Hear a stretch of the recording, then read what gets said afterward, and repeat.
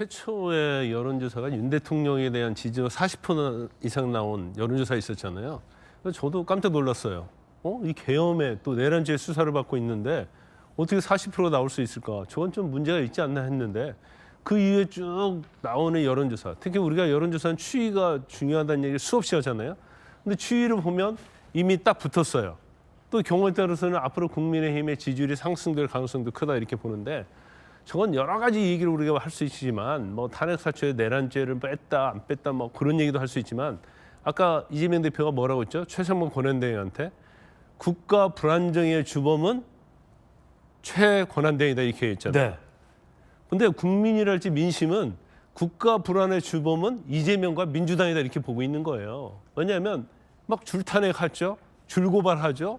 그다음에 막 카카오 계엄하죠. 이런 걸 보니까 민주당을 대한정당으로 볼 수 없는 경우가 생기는 거예요.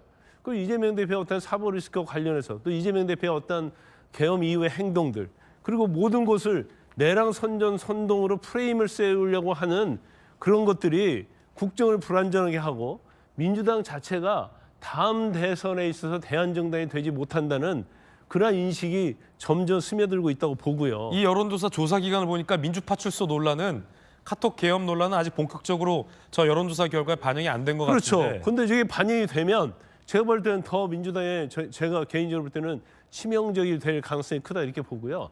저거 자체는요. 한편으로 보면 다음 대선에 대한 기준이 될 수 있어요.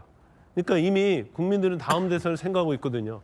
그런데 민주당이랄지 이재명 대표가 과연 다음 대선에서 정권을 잡는 정당이랄지 대권 후보가 될 수 있느냐 거기에 대해서 굉장히 비판적인 그런 생각이 점점 더 이제서 깨달아가고 있고 국민들의 인식에 스며들고 있다 저는 그렇게 봅니다.